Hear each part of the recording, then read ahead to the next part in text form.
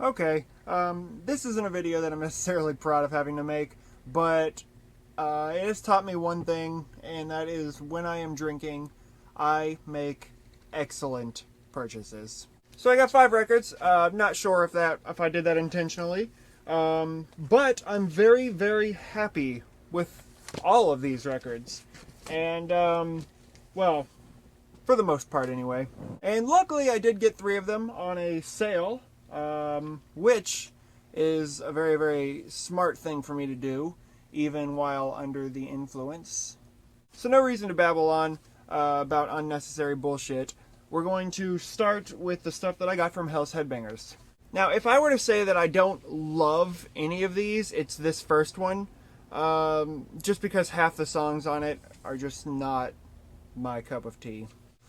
This is Acid Witch with Midnight Movies. This is a 2015 release. It's sort of a concept EP, I guess, if you will. It's basically just made up of 4 cover songs. Pretty much fanboy tribute to older horror movies, you know, from 70s, 80s, that kind of shit. I'm not saying that it's not done well. It's just I don't love what Acid Witch did on half the tracks on here.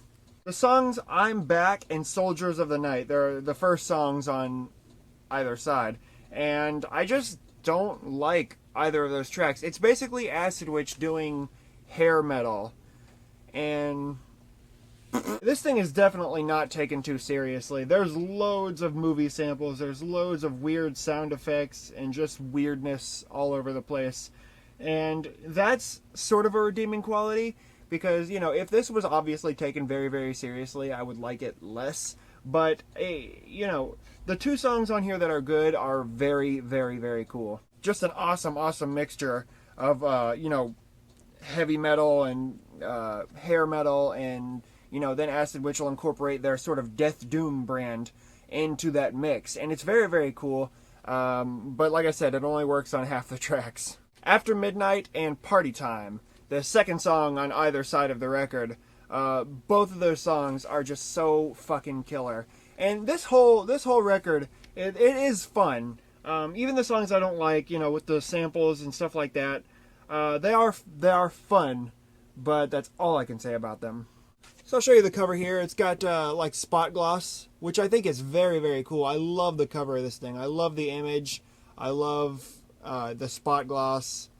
It's just, yeah, this is really fucking cool. And for $13, absolutely. Here's the back cover here, again, with the spot gloss and the 4 band members, Midnight Movies, the song track listing and shit like that. So yeah, this, I'm glad that I didn't buy the picture disc version, just because it would have been like $20, and I don't like this quite that much to where, you know, I feel like the picture disc version would be necessary, but I also just don't like picture discs in general. I mean, I guess it would have been a little bit better, being that it would have actually come in a fucking cover, but either way, I'm glad with the version that I got, which is very, very nice looking. This is the sort of red gold swirl version, which looks very, very cool. Absolutely love this. Yeah, and it definitely works with the cover, in my opinion. I just feel like they match, which is a good thing. And besides that, you get this printed sheet here with an awesome, awesome picture of the band members. Yeah, and you got the lyrics on this side. Very, very cool stuff.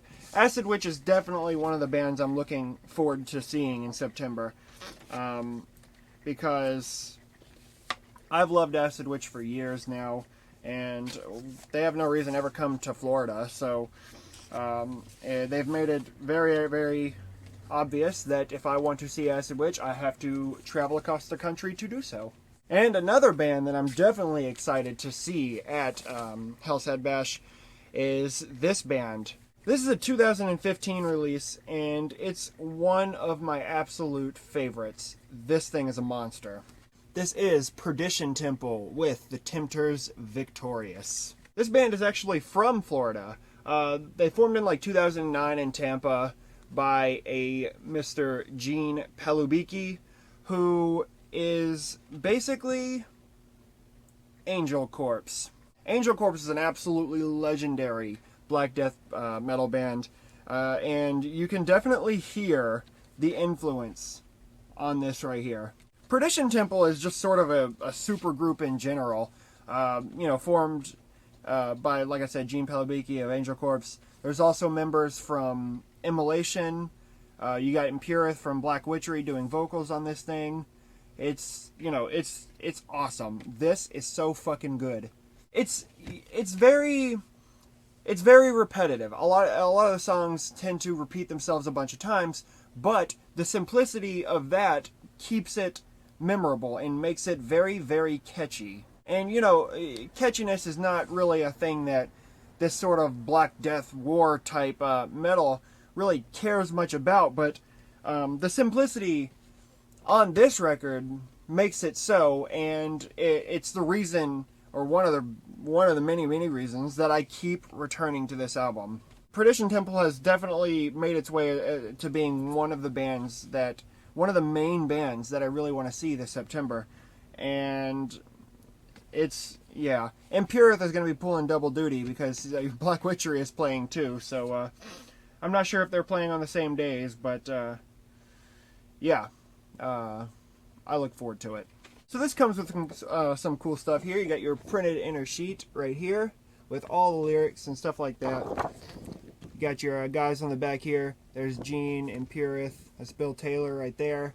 And then you got these other guys. I'm not actually sure what bands these other guys might be from. Yeah, I guess I probably should have looked that up.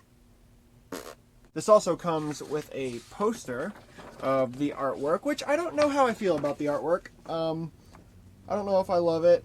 I definitely don't hate it. But I just don't see this poster being hung up, or not hung up, rather framed. And then you got the vinyl itself, which does a very, very good job of matching the cover art. Here's the record itself with a sort of red-orange split with black splatter. Looks very, very cool. I love the labels there. There's side B. Super, super awesome shit. I would definitely say my favorite track on this thing is the title track, The Tempter's Victorious. That's one of the songs that, like I said, the repetition, it just keeps it. It's weird because a lot of times repetition might make something boring, whereas in this case, the repetition keeps it interesting. And I don't really know how to explain it. Repetition, it has been prevalent in this sort of music since the beginning. Like early Dark Throne records had like a riff or two per song, but that repetition kept it memorable, and this does a very, very good job of that as well. I would definitely recommend checking out Perdition Temple and The Tempter's Victorious, and awesome shit. Seriously, you guys need to hear this. Alright, the next three came from a sale that Dark Descent was having, and I believe it was like a 10% off sale or something like that, or maybe it was 15%. I don't know, but all these records were less than $15 each, so no complaints. The first of which is something I am very on the fence about. On one hand, I'm very, very happy that I own this album, and on the other hand, I'm very disappointed with the quality of this reissue. This is Cancer with To the Gory End. What the fuck was Cyclone Empire thinking with this cover? What the fuck? This is nowhere near as cool as the original cover. I am like genuinely like upset with how bad this looks. And if you look closely, like look at that shit. And they fucking censored the machete, which I think is absolutely horrendous. It just doesn't look good. And pretty much as it doesn't look good, it doesn't really sound very good either. Anyway, on to the music itself. Cancer is a British old school heavy metal band who know what the fuck they're doing. These guys formed in like 1988, and really, they've only made a couple albums that I ever really paid attention to. but those two albums are fucking masterpieces. And this album in particular, this is my favorite Cancer album. This is their debut from 1990, and it's basically drenched in old school death metal-y goodness. Definitely nothing special about it in terms of riffing or just instrumentation in general. The vocals are pretty cool. They're very sort of wretched, and they kind of sound like the vocalist is puking. Not like Chris Reifert puking, but you know, they are very unique, and they're very, very cool, and I am just in love with this album. And of course, this album was produced by Mr. Scott Burns, who is probably the most well-known music producer in death metal, producing albums from bands like Cannibal Corpse and Deicide and Death and Suffocation and Obituary and so on and so forth. It's, you know, he has definitely made a name for himself in the death metal world, and you know, he knows what he's doing. He's an awesome producer, and I've loved most of the things that he's been involved with. I know, you know, he doesn't have much say of, you know, what gets written for the album. Those are the bands, but he produces good bands' music, so that's good. And obviously the cover art here, if you're not familiar, is basically a painting based on George Romero's Dawn of the Dead, except this doesn't look anywhere near as cool as that.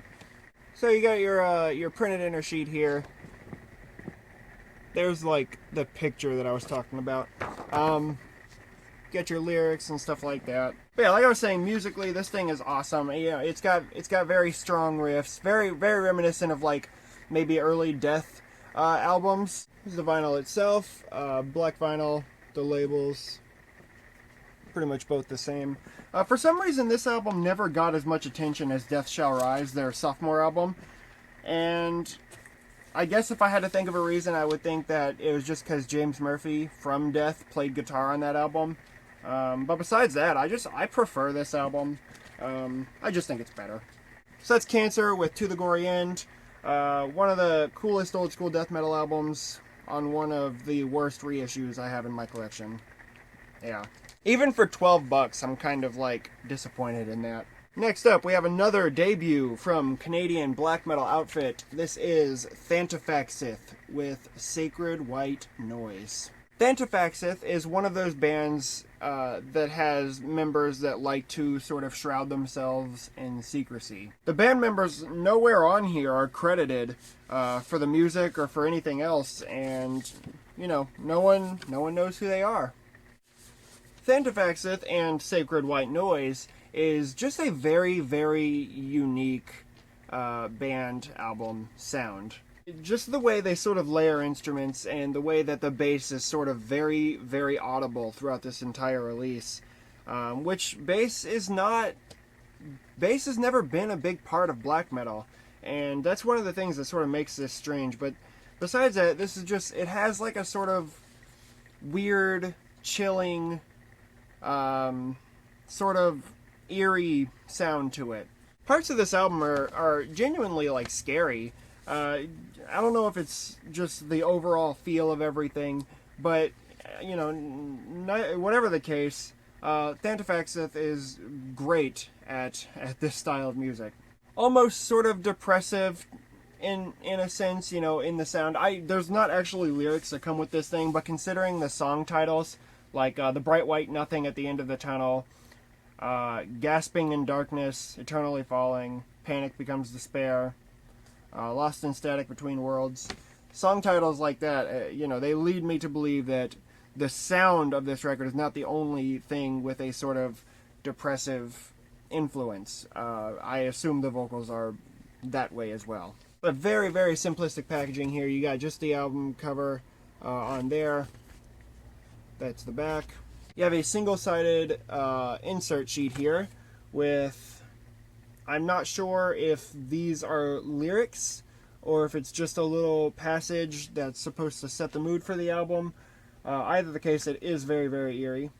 And the vinyl itself. Like I said, very simplistic. shit is dusty as fuck for some reason. And that's the other side right there with literally just a plain black label. That's side B. Yeah, no bells or whistles on this thing. It's very, very straightforward. And it's very, very good. The Interfax has only one previous EP before this. And, you know, that showcased a lot of a potential. But this really, really makes me curious to see what they're going to do next. And I genuinely look forward to it. And the final record that I'm going to show and talk about in this video is a sort of split. This is Void Meditation Cult with Sulphurous Prayers of Blight and Darkness. I've known about these guys since maybe 2011, and I sort of forgot about them until pretty recently. My buddy Dave made a video entitled 20 Records Canyon Should Own, or something along those lines. In that video, he showed this, and though I knew who these guys were, I had not listened to them in quite a while. But I checked them out, and the sort of evolution my musical tastes have taken over the past couple years, this fits my interests a lot more now than it did a few years ago. And I'm very, very glad he made that video, and I'm very, very glad to have revisited this because it deserves the attention, and it's just fucking awesome. So Void Meditation Cult is an Ohio-based one-man project by a guy who likes to go by Desolate Defiler. I'm not sure if Desolate Defiler has been involved in other projects or anything like that. I'm not too sure, but I do know that with this there is a very, very prevalent Beharit sound to this. Mainly in the guitar tone. The guitar tone is super, super distorted. It's very deep, it's very heavy, and it really does. It reminds you of old school Beharit. And if you can tell by the cover art, the lyrics are, I gotta assume that they're about Satanism, the occult, sorcery, rituals, human sacrifice. All the stuff I love about metal. And like I said before, this is kind of a split in the sense that half the songs on this thing are songs from the same guy before he changed the name of the band from Sperm of Antichrist to Void Meditation Cult. And I'll show you what I mean here on the gatefold. They have Void Meditation Cult, Sperm of Antichrist, with the songs from each. They don't sound different than one another. It's not like, you know, he changed his name for a good reason. I gotta assume it was just because he liked Void Meditation Cult better, because it's not like he changed his sound and he needed a new name to sort of accompany that sound. That's the back cover here. Very, very cool. I think this might be Sperm of Antichrist artwork, simply because this comes with a poster and this is on the Sperm of Antichrist side. I'll show you the record itself. Again, black vinyl, Sperm of Antichrist on this side, and then you got Void Meditation Cult on this side. Just the band logos on each label. And besides that, you get a poster, which I have framed.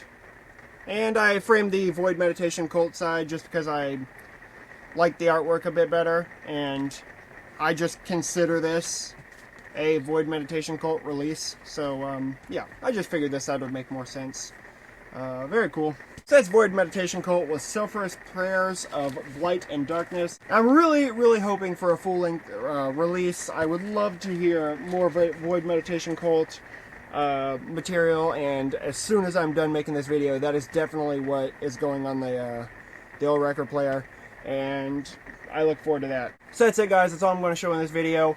I have learned that I should get intoxicated after paychecks instead of before paychecks. But like I said before, I'm very, very happy with all the things I bought, and I don't know, maybe I can do another one of these videos in the future if my imprudence strikes again. So thanks for watching. Subscribe if you dig it, and until next time, stay tuned and take care.